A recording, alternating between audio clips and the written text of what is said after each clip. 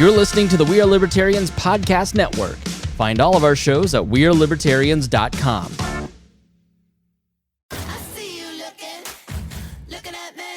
Can I have your attention, please? Yes, hi, Wanda Sykes here. You ever think about all the nicknames we have for breasts?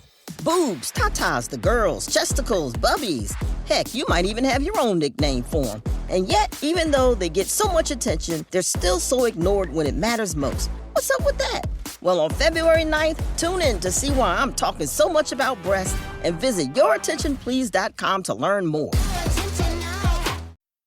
This episode is brought to you by Abercrombie. Build your fits of the day with Abercrombie's newest denim drop. Here's where to start. Abercrombie's 90s straight jean goes with any shirt from tees to sweater polos. Super versatile. Their loose and baggy jeans are more trend forward, so you can grab those and go out with your friends. Abercrombie's denim fits come in a range of washes. Build your looks around Abercrombie denim. Shop online or in-store.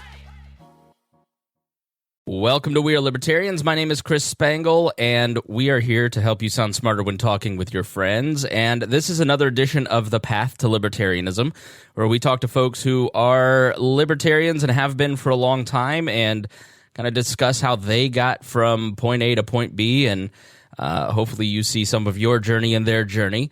And I'm really excited to talk today to Dan Mitchell, who is a very prominent writer, very prominent scholar in the libertarian movement, somebody that I have read for a very long time.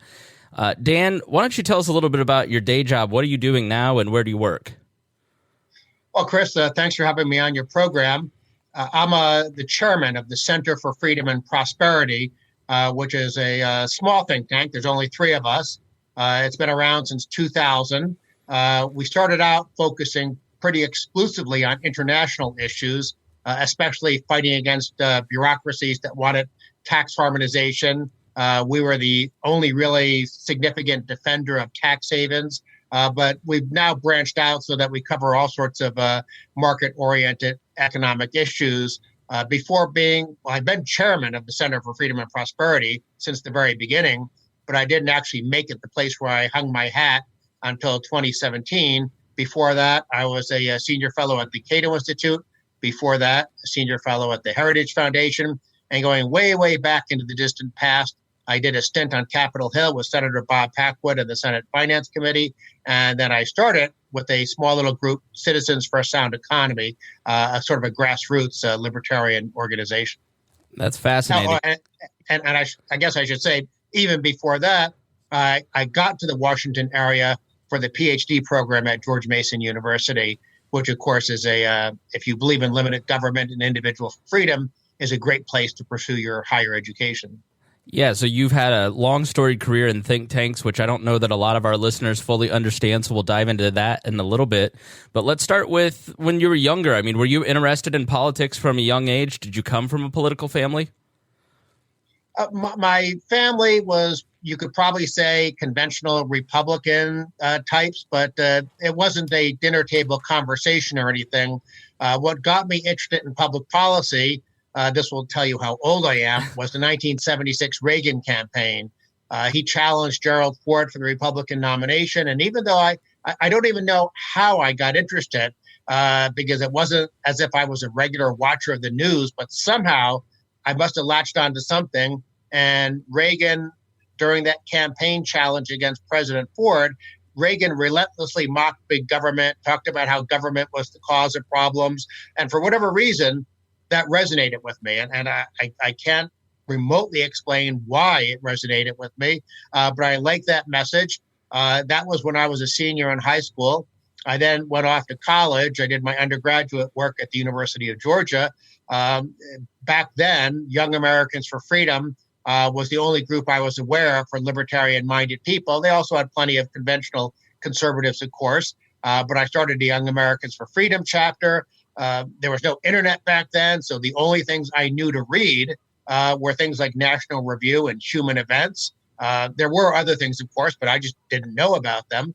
And so I slowly but surely began to read about things, and I got exposed to enough material that I figured out, well, I'm not just a small government conservative, I'm really also a libertarian. And so I sort of learned a little bit about libertarianism. Ironically, I never read Ayn Rand until I was in graduate school. So that usual entree point for a lot of people into the libertarian world was not how I got involved. It was all Ronald Reagan. Yeah, so let's explore that a little bit, because you have kind of been at the founding in some ways, or have been aware of the development of the conservative and the libertarian movements as an early watcher. What is the difference between National Review and some of the YAF, for instance, and some of those conservative groups back when you were in college versus what you see now in the conservative movement? And why do you think that there was a necessity for a libertarian movement or a separate wing to start to develop?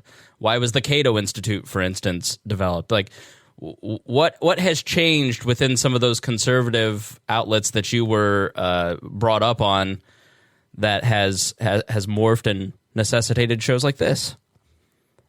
Well, back in the 1970s and early 80s, when I was learning about all this stuff, there was, of course, widespread agreement among small government conservatives and libertarians about we need to cut back on the welfare state and just the size of government, the scope of government.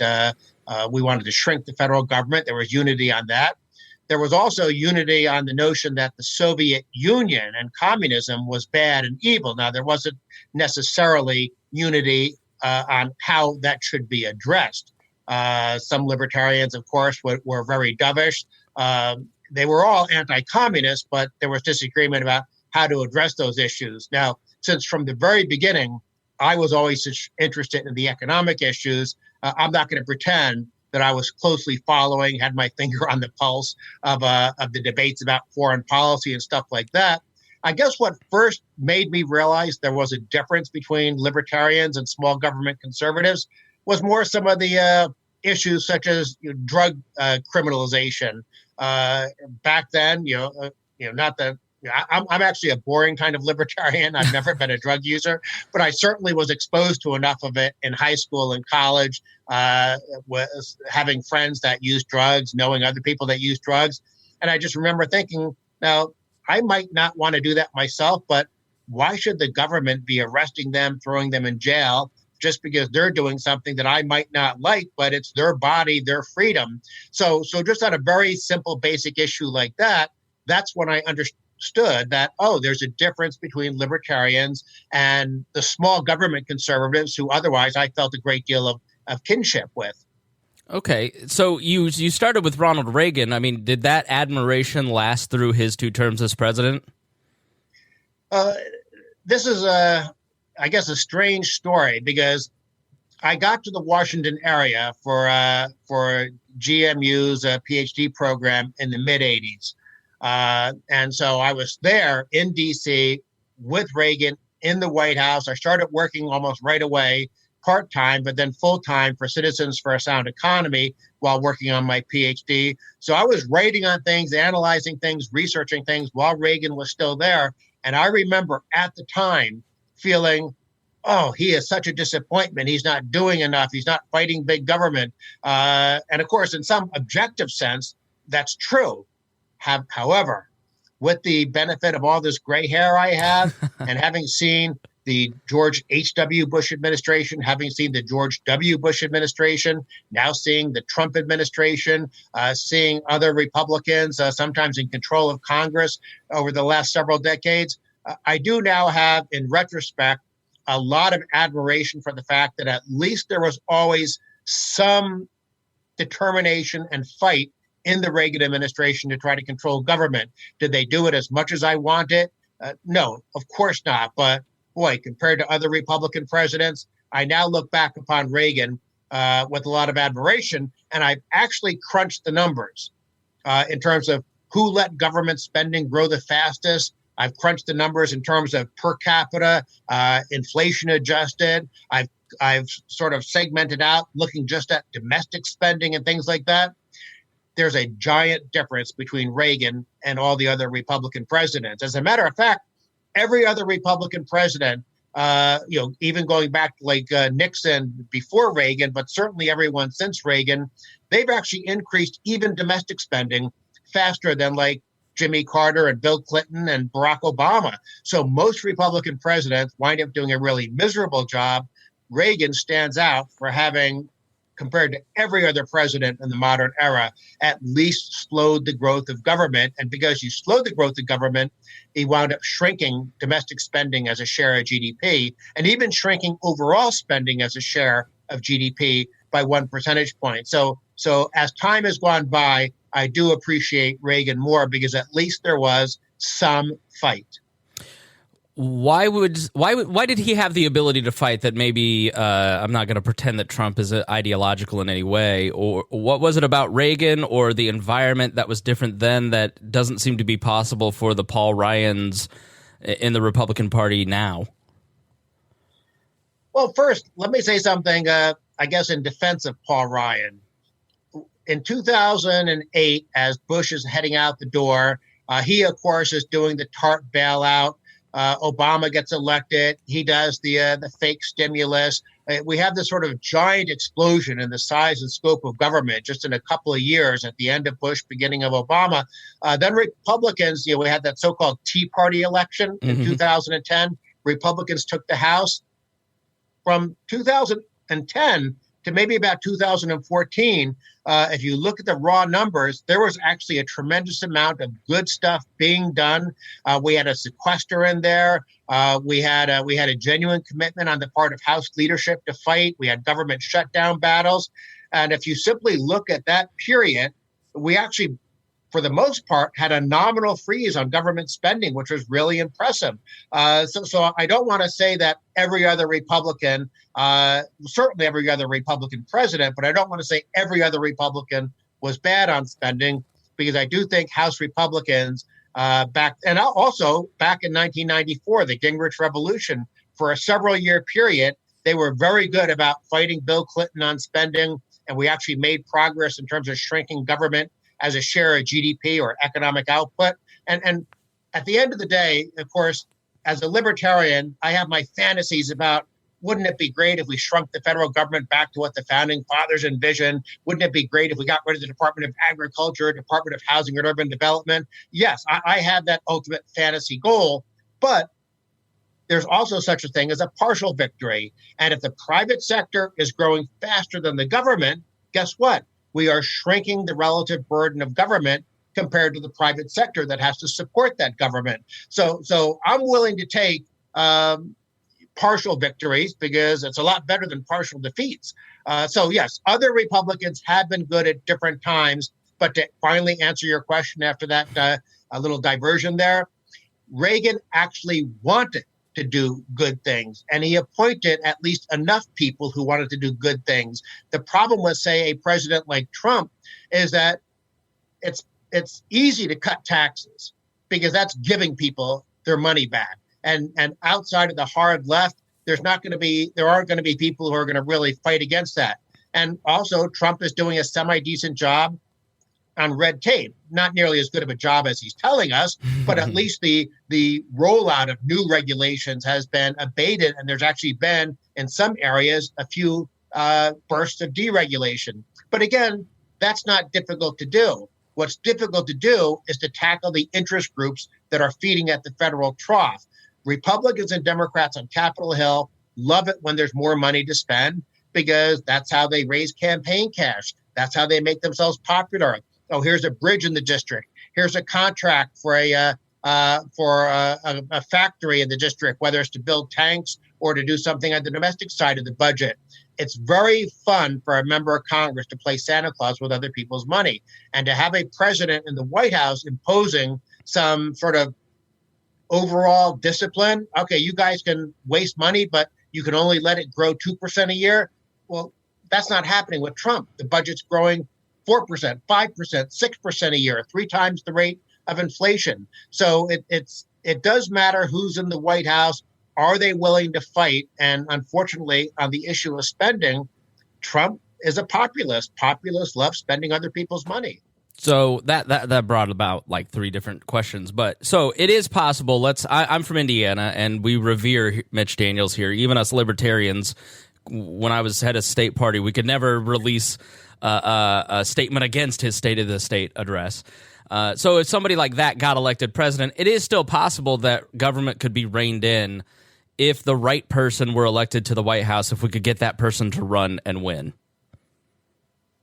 Yes, but I say that with a little bit of hesitation because it's important to understand the different parts of the budget. There are three major parts of the federal budget. There's net interest on the debt, and that's pretty much uncontrollable unless someone thinks we should somehow default on the debt, which wouldn't be a good idea. Mm-hmm. It is a contract the government has agreed to. I wish they hadn't at the time. I wish we hadn't borrowed and spent the extra money, but I don't believe in breaking contracts. So net interest, genuinely uncontrollable spending. Then you have what's called discretionary or appropriated spending. This is both defense discretionary, the Pentagon budget, and it's also domestic discretionary. How much money are we giving to the Department of Housing and Urban Development? How much money are we giving to the Department of Education? A lot of the budget is funded on an annual basis through what's called these discretionary appropriations. The president, by use of the veto pen, has a lot of power to influence how fast that spending grows, or even indeed whether it does grow. And that's one of the areas where Reagan did a really good job. Now, net interest, discretionary spending, now the elephant in the room, the entitlement budget, which back when I was born was maybe only 1/4 of the federal budget. It's now over 70% of the budget. This is Social Security, Medicaid, Medicare. These are the so-called, in budget wonk terms, the mandatory programs. They're entitlements. You are legally given the right to get money if you fit a certain category based on your age, your health, your income levels. And in order to change those programs, because they are in budget parlance, they are permanently appropriated. In order to change those programs, you actually have to pass a law through the House and the Senate and presidential signature in order to change it. So if we had a really good president who believed in limited government, that president couldn't really do anything about net interest, at least not in the short run. He can do something about discretionary spending, defense discretionary and domestic discretionary, by virtue of the fact that he has a veto pen, but there's no way he can do anything about the entitlements unless he can somehow convince the House and the Senate to go along with plans. And you might remember back after the Tea Party took over, the House Republicans actually proposed budgets that would have block granted Medicaid, that would have shifted Medicare to a premium support system similar to what federal employees have. Those two reforms would have dramatically saved money over the long run. But of course, Obama had no interest in controlling the size of government. So having the House pass a good budget was symbolic more than anything else. Now, I'm going to digress here for a second. For much of the Obama years, the work I was doing in Washington was focused on one thing: get Republicans to support these budgets with the good entitlement reform, so that if we happen to have a Republican president on January 20th, 2017, we could actually save the country from this long-term Greek-style fiscal crisis that we're heading toward. Well, we did get a Republican president. Unfortunately, out of 17 Republicans running for president in 2017, Republican voters picked the one guy who said, I'm not going to touch the entitlement programs. And to me, that's probably the worst part. Well, the trade stuff is terrible, but in terms of fiscal policy, the worst part of Trump is that he has no interest in actually protecting the long-run fiscal health of the country by dealing with entitlements. And of course, now that Democrats control the House, it's not like, even if he suddenly had an epiphany, it's not like the Democrats in the House would pass anything anyhow. So we are just galloping in the wrong direction. Our aging population, falling birth rates, several $100 trillion of unfunded liabilities for these programs. So we really are looking at a long-term crisis. It really makes me worry about, should I get my kids like Australian citizenship or something because we're in such difficult long-term straits. Which is, to invoke him again, Mitch Daniels recently said on local radio that a Democratic president is really going to be the only one that can rein in some of the entitlement spending. And I guess the crux, the concern of my question is really, how screwed are we? Do we need to get Australian citizenship? I think in the libertarian movement, and this is a long-standing feature of our movement, it's not a bug, is the fear of an economic collapse at any moment. How serious is that? How serious is the fiscal crisis facing the United States, and how bad could it be? Or because I never know, I never know, like, what do I really need to worry about? Because I'm concerned about the budget, I'm concerned about spending, I'm concerned about entitlement, I'm concerned about those things. But I feel like there's a lot of people that I listen to that want me to be really afraid of it, and that seems to be a little manipulative. So, like, on a scale of 1 to 10, how concerned do you think Americans should be about a coming economic crisis? We should be concerned about an economic crisis, but not because of the budget. The budget that we have, the entitlement programs, the long-run growth and the burden of government spending because of those programs, that to me is like smoking 3 packs of cigarettes a day. You're not going to get cancer the first year in all likelihood, or the second year, or the third year. But sooner or later, smoking 3 packs of cigarettes a day is going to cause some negative health consequence. It might simply be that instead of growing 3% a year, you're growing 1% a year, sort of turning America into France or Italy. When I think about an economic crisis, almost always in our nation's history, economic crises, sort of the busts, the recessions, the depressions, almost always they have an origin with monetary policy. Now, I've done my best over the last 40 years not to focus too much on monetary policy just because it's not my interest. And also, it's hard to really write and be a monetary policy person without people thinking you're a crank or something.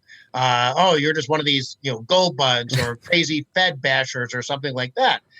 Well, the reality is, though, the Fed usually is the cause of our economic crises. It played a significant role in the Great Depression. It played a big role with the dot-com bubble. It played a huge role with the 2008 crisis, because when the Fed is pumping out easy money, artificially low interest rates, it's causing what Austrian school economists describe as it changes relative prices in a misleading way in the economy. You have malinvestment, you have bubbles, and frankly, I fear, if I actually knew the answer to this, I'd be a billionaire living in the Cayman Islands. But I fear that we're in a bubble right now, that the Fed has just been keeping interest rates too low. Of course, Trump, being a populist, is bashing the Fed. Oh, you need to lower rates more. Well, lowering rates is the government artificially distorting relative prices in the economy.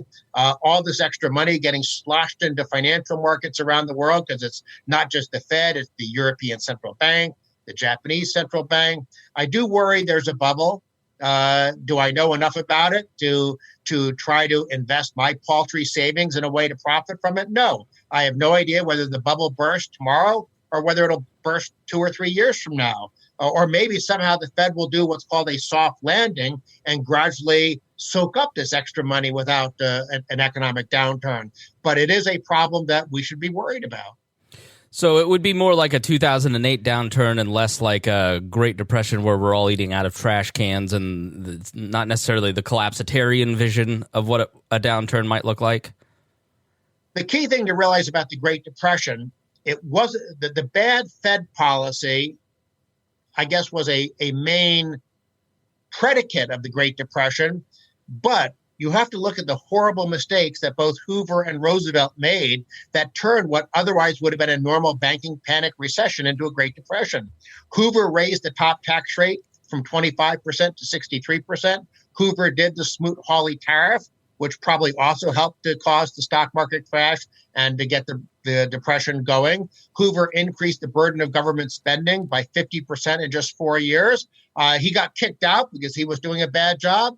FDR comes in, and what does he do? He doubles down basically on all of Hoover's bad policies. The tax rate went up further to 79%. Government spending doubled in an 8-year period before World War II. You had all sorts of government intervention in terms of Roosevelt trying to cartelize the economy. He thought the problem was that prices weren't high enough. So you had massive statism under both Hoover and FDR. If we had an economic downturn today, a bubble bursting, frankly, I don't even, maybe if Bernie Sanders was in the White House, you'd have completely idiotic policies getting enacted. But for the most part, I don't think you would see massive protectionism, massive tax rate increases. You'd probably see some misguided Obama-style stimulus, but it wouldn't be nearly the increase in the burden of government spending we had under Hoover or FDR. So I actually think we have learned a little something over the last 100 years. Just we haven't learned enough. Gotcha. Okay. Well, I feel a little bit better now. Thank you. I appreciate that. Because, listen, economics is not my main sphere of interest. I'm more of a foreign policy person, and I enjoy, talking to people like you who have an understanding and appreciation of economics in a way that I don't. And I wonder, how did that develop? What are some of the early books or maybe mentors that you had that led you to a career of examining all this stuff, that you got to do your passion on a daily basis? Where did it all begin, and what are some ways that people could, if they're interested in doing the kind of work that you do, talk a little bit about your career path? Ryan Reynolds here from Mint Mobile with a message for everyone paying big wireless way too much. Please, for the love of everything good in this world, stop. With Mint, you can get premium wireless for just $15 a month. Of course, if you enjoy overpaying, no judgments, but that's weird. Okay, one judgment. Anyway, give it a try at mintmobile.com/switch. Upfront payment of $45 for 3-month plan, equivalent to $15 per month required. Intro rate first 3 months only, then full price plan options available. Taxes and fees extra. See full terms at mintmobile.com.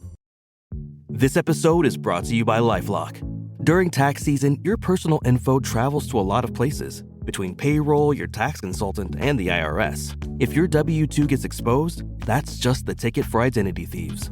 That's why LifeLock monitors millions of data points every second. If your identity is stolen, they'll fix it guaranteed or your money back. Don't let identity thieves take you for a ride. Save up to 40% your first year. Visit LifeLock.com/podcast. Terms apply. You found your person. Now let the Knot help you with everything else. The Knot connects you to the wedding inspo, vendors, venues, and planning tools you need to make your day totally you. Having helped plan 25 million weddings, we've got your back when it comes to every little detail like RSVPs, budgets, and more. Because your wedding comes to life with the connections that matter the most. Get started at theknot.com/audio. The Knot. Let's plan your wedding together. Well, as I told you before, I got interested in public policy because of Reagan. And at the time, I thought that just meant I was a conservative. As I got to college and started reading National Review and Human Events and getting exposed to a few other things, I realized there was a subspecies called libertarians. And I began to understand, that's what I really am. And I've always thought that libertarians and small government conservatives were natural allies. And so I've never objected to working with Republicans who actually have at least some degree of sincerity about controlling the size and scope of Washington. Now, in addition to National Review and Human Events, I did find the occasional book like Capitalism and Freedom by Milton Friedman, which I think is still a relevant book for people to read. William Simon, who was Gerald Ford's Treasury Secretary, he was sort of the token free market person in the Ford administration. He wrote a book, I think, called The Time for Truth, if my aging memory serves correctly. And that was actually a pretty good book in terms of saying, we need to control the size and scope of government. I guess at other points in time, eventually I learned about Henry Hazlitt, Economics in One Lesson. I remember reading that at some point in time. I'm sure there were other things. Again, by the time I got into the master's program at the University of Georgia, I read Atlas Shrugged. So Reagan was my gateway drug to being concerned about big government. And then I just sort of learned and got exposed to more over time. It would have been wonderful if there was an internet back then. I could have learned a lot more, a lot faster. So did you get into working, what a way to phrase that question. So did you enter into the world of think tanks? Did you think that was even possible? Did you know what that was when you went to college? Did you have a direct career path, or has it just kind of worked out organically? I had no idea there were things like think tanks. I mean, maybe I did, because I'm sure when I was reading National Review and Human Events, they probably referenced a Heritage Foundation study, an American Enterprise Institute study, a Cato Institute study. So I probably vaguely had read things that mentioned think tanks. But But at the time, I definitely knew I wanted to work in the field of public policy. I actually thought that meant I wanted to work in politics. And at one point in time, I guess in 1979, I went up to Washington. The Leadership Institute, which still exists, does training programs, especially targeted to young people. And the Reagan campaign offered to make me the youth director or whatever it was called for Ohio for the Reagan campaign. And I remember having a very clear crossroads in my mind. Okay, do I want to work in politics? And for some reason, I said no. I loved Reagan. I was very excited about the Reagan campaign. But I remember thinking, wait, when I was actually forced to think about it and make a choice, I remember thinking, no, I don't want to work in politics. I want to work in public policy. So I stayed at Georgia, then went to graduate school for my master's.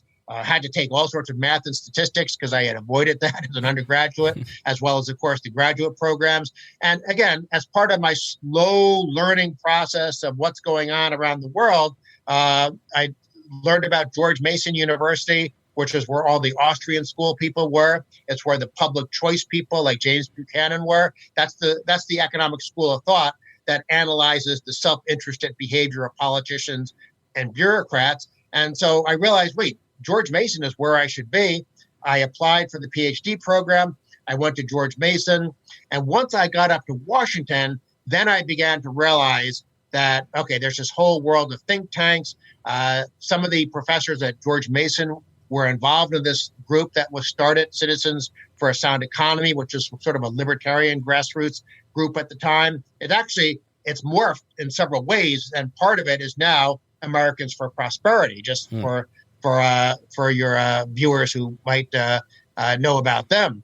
But anyhow, so once I started working part-time and then full-time at Citizens for a Sound Economy, then I got exposed, of course, to the Cato Institute, the Heritage Foundation, other places. And that's where I belonged. I belonged, for whatever dorky reason, I belonged in Washington, writing about fiscal policy, especially, but also over the years, I've written about regulation, monetary policy. Over the last couple of years with Trump's awful approach, I've written a lot about trade policy. But fiscal policy has always been my top area of interest for whatever reason. So I don't think people understand what a think tank does or is necessarily, or what you do. I think in their mind, you sit around smoking a pipe in a big high-back leather chair next to a fire reading all day. What does it look like when you work in a think tank? What goes on a daily basis for you? Well, some of it is exactly what you described. If you looked at a think tank such as, say, the American Enterprise Institute, they focus more on sort of long-term thinking, writing books, that kind of thing. And there's definitely a role for that. So they are sitting with those high-back leather chairs. I don't know if they have fireplaces going, but they tend to more be writing books. I was at the Heritage Foundation for 17 years. The Heritage Foundation, there are definitely plenty of longer publications, but a lot of what the Heritage Foundation focuses on, and again, I was a libertarian in the economic policy area of Heritage, and they were small government focused for the most part. So as a libertarian, I certainly felt comfortable during my years at Heritage. Were there some big government conservatives there? Yes. And there were certainly internal battles. But by and large, I was sort of left unmolested to do lots of writing, to lots of activity on Capitol Hill with members of Congress and their staff, basically trying to educate them about why we would be better with lower tax rates and smaller government. Then when I went to Cato wasn't nearly as focused on Capitol Hill, but it was definitely focused on getting out a consistent, coherent libertarian message about why government should be smaller in every sphere of our lives. That's excellent. Yeah, I think there's some wing of the libertarian movement that criticizes think tanks because, that's the swamp. Or Tea Party conservatives too. That's the swamp. That's where all these bad ideas are constantly pushed, and the Council on Foreign Relations will be cited a lot, or Brookings, and they're the ones pushing these bad ideas and interventionism, and they're just funded by security companies to basically sell more bombs. mean, so I think for some libertarians, the idea of a professional, institutionalized bank of knowledge is somewhat threatening. But in my experience, it seems like it's really necessary in a free society to have people who are dedicated to public policy and writing about it. And if you don't like one, that's sort of what the Koch brothers and George Soros have just done. They said there's too many interventionist think tanks. We're going to start the first non-interventionist think tank. And when you start a think tank, I mean, how much can you, in that instance or in the places that you've worked, how much can you actually influence public policy? Is it as direct and nefarious as maybe some people think, or is it like we're just throwing out a bunch of ideas and hoping some of this stuff sticks with the people who actually make decisions? Let me start by saying the people you described, the libertarians who are suspicious of Washington, they should be suspicious. It's always good to have a healthy skepticism of everything in Washington, because there are some people who go to Washington thinking I'm going to try to save the world, and they do wind up getting absorbed by the swamp. It's sort of like the Borg. They get sort of just swept into Washington.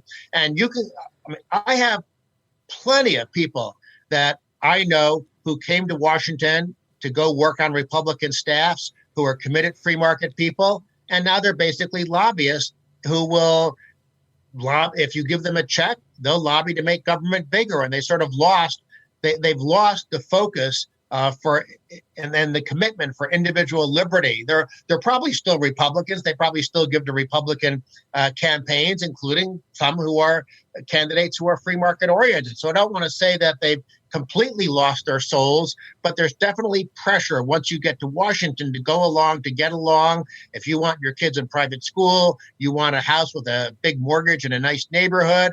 I mean, there is a lot of pressure to do the wrong thing. Now, having said that, for the most part, I think the think tanks, at least that I was working with, Heritage and Cato, have for the most part kept themselves relatively clean. I think there are other think tanks and organizations like the Competitive Enterprise Institute, the National Taxpayers Union, Americans for Tax Reform, my own little group, Center for Freedom and Prosperity. There are plenty of groups in Washington who I think have kept their honor and continue to fight for the right thing. It's always very important in an organization working in Washington that you find people to work there who not only know their material, but also sort of have enough moral fiber not to get co-opted by the swamp. So how do you maintain your own, and I hate to use this word, purity? Is it just the people that you surround yourself with on a daily basis? For whatever reason, I've always been, the awful word, ideologue. I've always woken up every day just believing that government should be smaller. I'll read the news every morning, and I'll still get upset when I read about misguided government programs that are hurting the economy, that are hurting people. I'll read stories, Reason magazine about how individuals are being abused and exploited by things like bad drug laws, by asset forfeiture laws. I mean, I still have, whatever that knee-jerk reflex is that makes us libertarians, I still get just incredibly angry and upset when I hear and I read about and see how government is hurting us. And of course, because I'm the fiscal policy person, and because I have 3 kids, I can't help but every day get upset at the notion that we are slowly drifting into becoming a Greek-style welfare state because of the entitlements and changes in the demographics of the country. And that upsets me. I suppose logically, it would be wonderful if I just didn't care. I could go just do some regular job in business, probably make more money, but I care about this stuff. And one of the things I've always done over my life in think tanks is I try to figure out, is there some switch that I can flick? Is there some argument I can make that will get more people to care? Because if we don't get more people concerned about this, we don't get more people involved and agitated, frankly, I think we're going to lose our country. Yeah, there was a woman who once asked Buckley how he knew what to write about in his columns, and he said, I wake up and read the news, and whatever pisses me off the most, I write about that. So sounds like you're in good company with William F. Buckley. And that leads me to my next question, is your ideological diet. I mean, how does somebody get as smart as you? I mean, do you watch television at all, or do you just read books all the time? What sort of things do you read? What sort of resources do you recommend to people? If people out there want to consume information and try to be as smart as you, how do they do that? Well, in a self-interested fashion, I'm going to first recommend to read my daily column. If you go to any search engine, type in Dan Mitchell blog, you'll get to my blog, which is called International Liberty, danieljmitchell.wordpress.com. Which I will link in the show notes. Every single day. I mean, literally, including holidays. I mean, it's now my shtick. I write a column, and the column usually fiscal policy, almost always economic policy, but occasionally I write about the drug war and asset forfeiture and foreign policy interventionism and other things like that. But I'm writing some column where I like to at least think I'm making a coherent point about some failure of government policy or about the benefits of some reform to shrink government, giving some genuinely concrete data along with some rigorous analysis. I like to think that the niche I've carved out is that I'm definitely ideological, and I will foam at the mouth and just really you can sense that I'm angry when I'm writing about something, especially when I deal with things like asset forfeiture. But I'm also trying to make sure I'm giving people the right argument about why government is misguided, why we should shrink government. I like to think that I have plenty of rigor. I've written probably now close to 6,000 columns on my blog, and I can only think of maybe 4 or 5 where I made a genuine, meaningful mistake. So I think my 35, 40 years of working on this stuff, I like to think that I have a good store of knowledge, a good base of knowledge, and I like to think that there's enough rigor and honesty and accuracy in my columns that for people who are interested in these things, it's a good way to spend 5 minutes every day reading the column and learning about something about how government is making our lives less fruitful. What do you read on a daily basis that helps you fill that cup? I probably have about 50 different emails that automatically come in every day from different news sources. I get daily emails from Reason Magazine, Wall Street Journal, Washington Post, New York Times, all sorts of different Capitol Hill publications like the Hill newspaper. So, and of course, I also have Twitter, which I mostly use. I don't actually follow that many people because you can just get totally bogged down, but I follow an odd little assortment of people. By the way, I'm at Daniel J. Mitchell for people who are on Twitter, but I use it so that I know that with these people, if I'm just going down on my phone, if there's something happening in the world that I should know about, I feel very confident with sort of the interesting cross-section of 20-odd people that I follow. I feel confident I'll know about it between that and these 50-plus emails that I get in every day. And so when I wake up in the morning, as you were talking about William F. Buckley, first thing I'm doing is I'm going through, okay, what's in the news from the New York Times, the Washington Post, the Wall Street Journal. The Wall Street Journal editorial page, of course, I think is a very good source of good information on economic policy. Sometimes I'm finding something to write about for my daily column. Sometimes I already know because of some research that I'm doing. But there's probably at least 5 to 6 hours of reading every day involved with what the kind of work I'm doing. So do you read a lot of books in that? I mean, that 6 hours, is it a lot of just current news, or are you reading several books a day, or you know, what kind of book reading life, I guess, do you have? I probably don't do as much book reading as I should. I'm, of course, consuming a lot of news, but I'm also consuming a lot of reports. I don't like, say, I'll give you an example. I don't like the ideological approach of, say, the International Monetary Fund, the Organization for Economic Cooperation and Development, the World Bank, and things like that.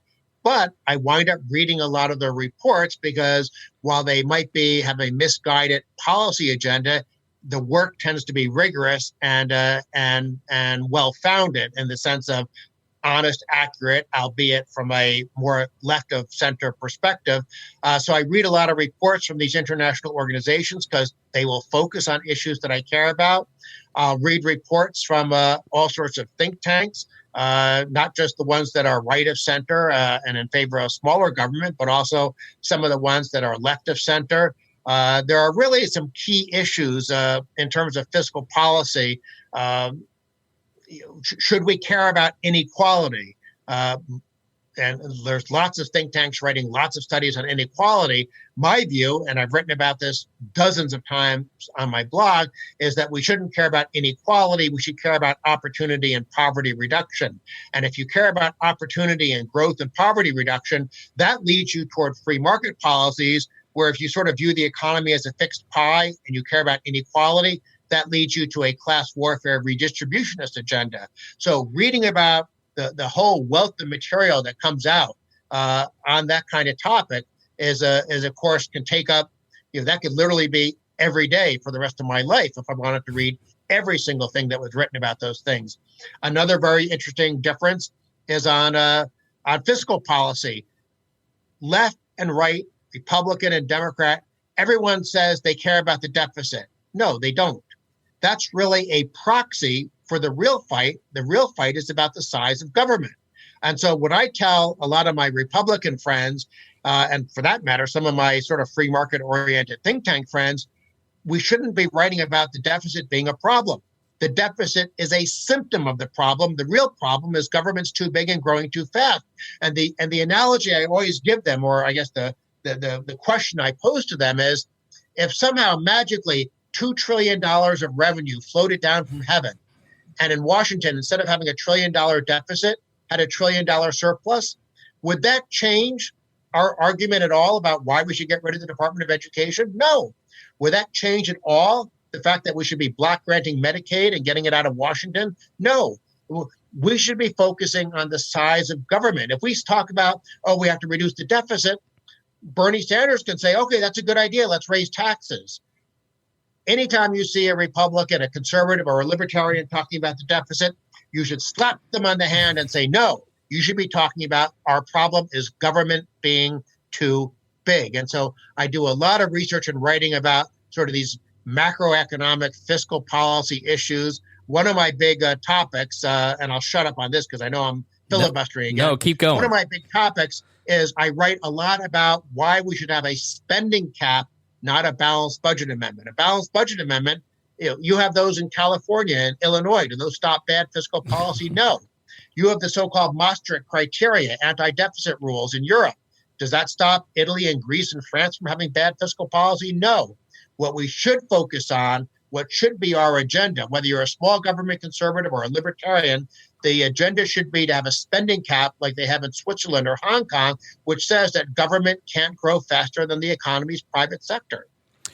So if you look at the debt ceiling, they just keep moving that line. Wouldn't they keep moving the line? If you have a spending cap, and assuming, of course, and by the way, they also have one in Colorado, the so-called TABOR, Taxpayer Bill of Rights. It's actually a spending cap. What spending caps do is they tell politicians, look, every single year, you get to spend more money, but in nominal terms, maybe the budget can only grow 2% a year. And as long as your private economy on average, because of course there'll be recessions, there'll be boom years and stuff like that. But if the nominal GDP, private economy on average is growing 4% a year, and your nominal government spending is only growing 2% a year, guess what's happening over time? You are slowly but surely shrinking the burden of government spending as a share of GDP. And for the few jurisdictions around the world that have these spending caps, they actually work. Whereas all over the world where there are anti-deficit rules, balanced budget rules, they don't work. And let me give you the technical reason for that. We have a business cycle, usually caused by government, but we have it. And so what happens when there's a recession? Revenues fall. Are politicians going to cut spending in a recession? No, that's exactly the point in time when they think they should spend more money, usually for misguided Keynesian reasons, sometimes just because they want to buy votes. Maybe they actually care about people, but they're misguided in their approach of how you actually help people. But when there's a recession and revenues fall, they're not going to cut spending. Now, what happens when the economy is really growing fast and maybe revenues are increasing 8, 9, 10% a year?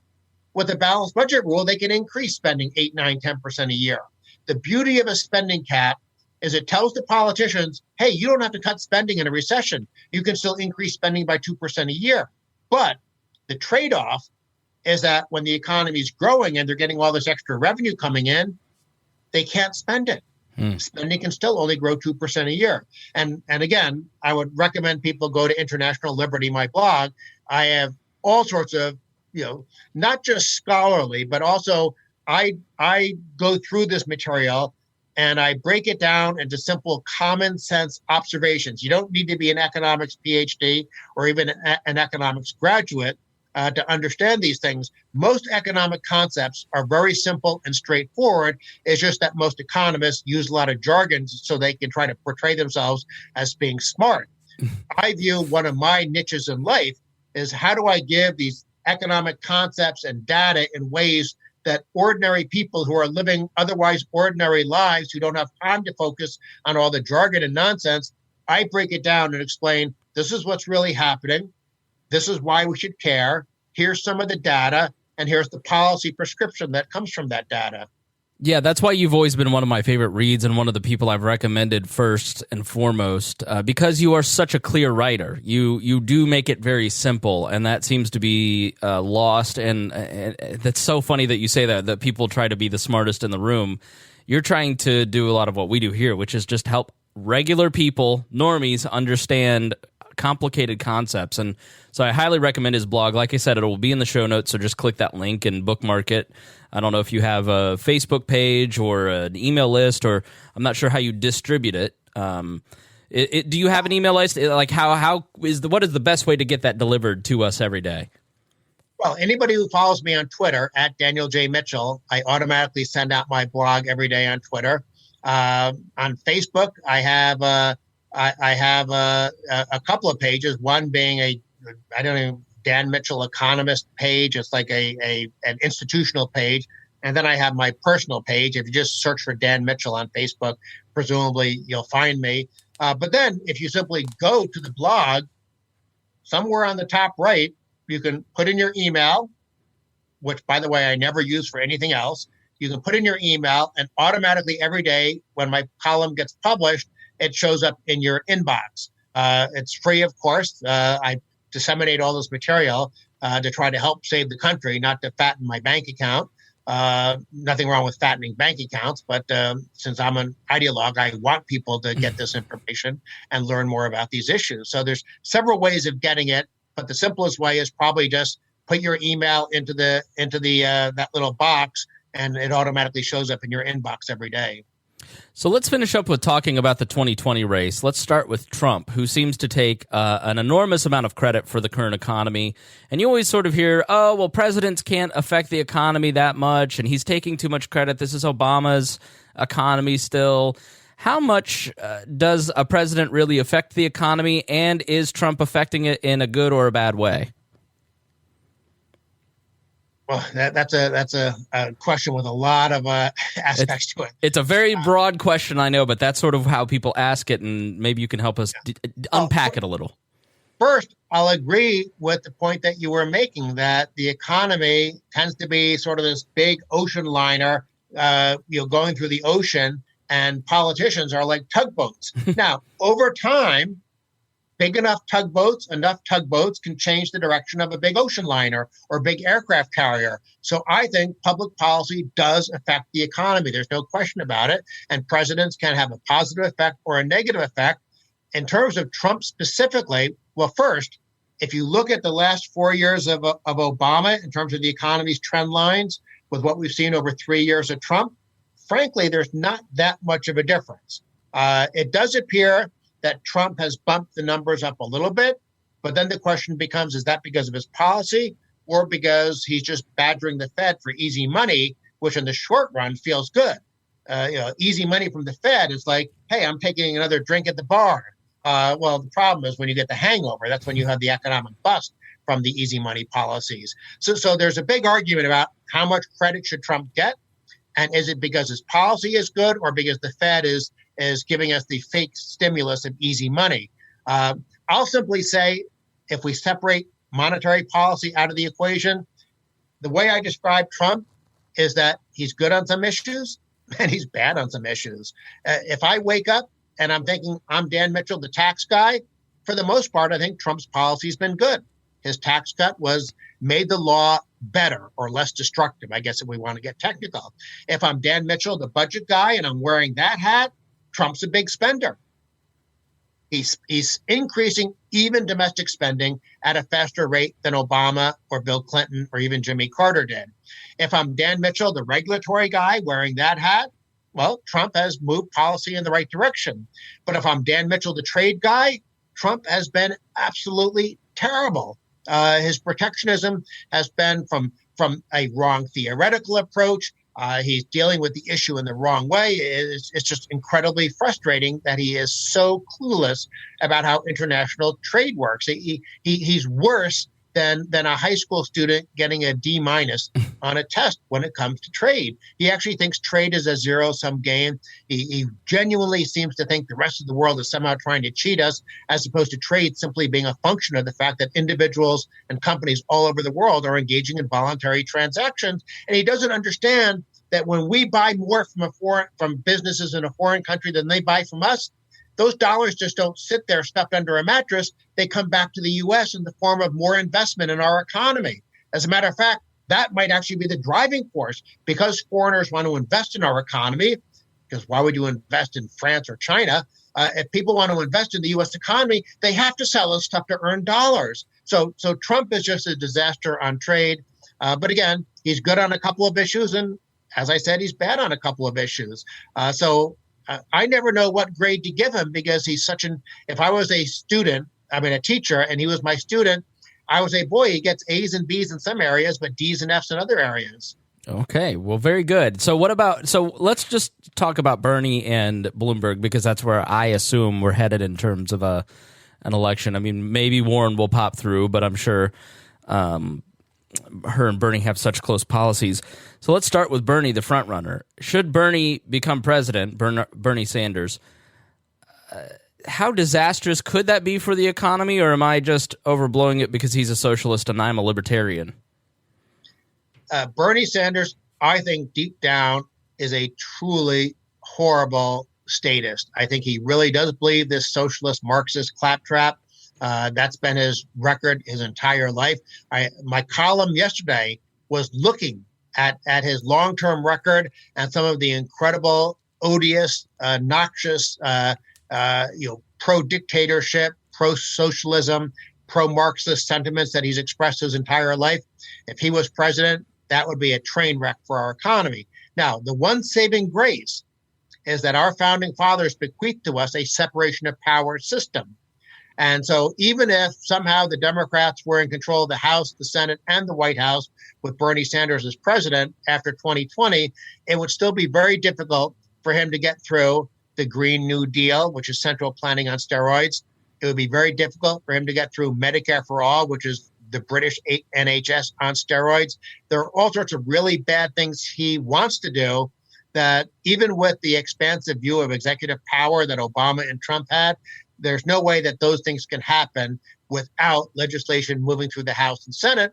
And you're not going to get 60 votes because even in a very, very good election for the Democrats, yes, they could pick up the.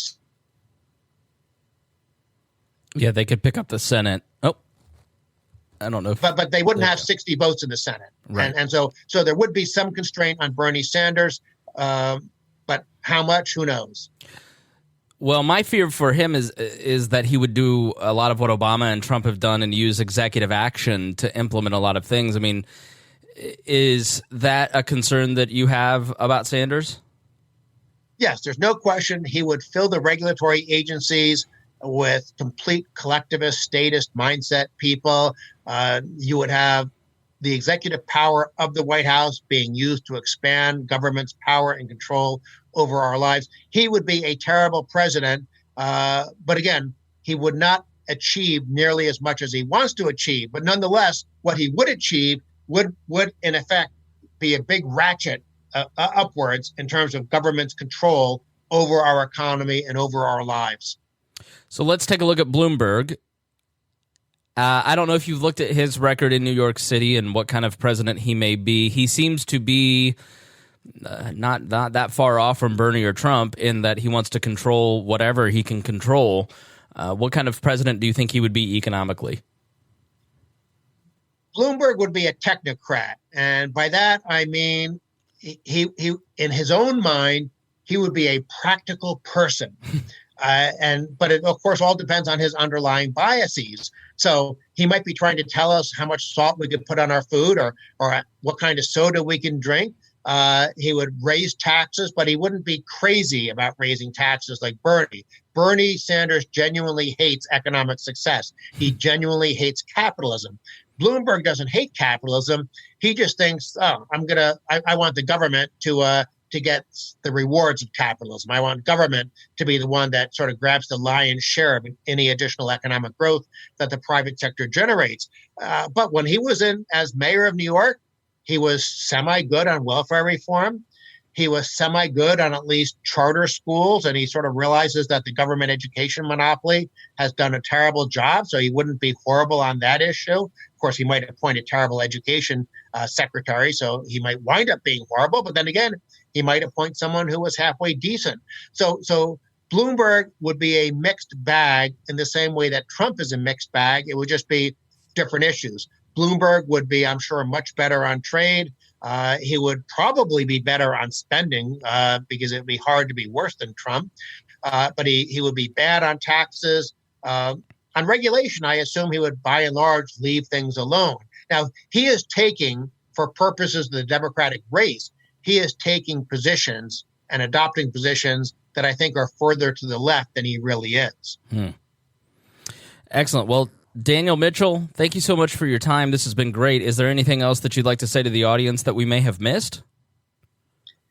All I would say is that even though it seems hopeless, we have to keep fighting. Our country depends on it. For those of us who have children and at some point grandchildren, we're one of the we don't have freedom in the way we libertarians want, but by world standards, we have a lot of freedom, and that's worth defending and fighting for. And so even though every day I sometimes feel like I'm banging my head against the wall, I'm going to keep fighting. And I urge everyone else out there, share material, learn more, without being annoying. Try to educate your friends and colleagues so that we have a chance of turning the country around and saving what our founding fathers bequeathed to us. Well, that's wonderful, and we're all trying to work on not being annoying. But so I really appreciate your time, and I thank you for kind of helping give people a template to do exactly what you just said.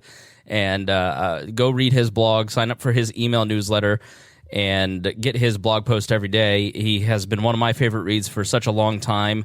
Dan Mitchell, thanks so much. Hey, well, thanks for having me on the program. It was great talking to you. All right, everybody, thank you so much for listening, and we will talk to you next week.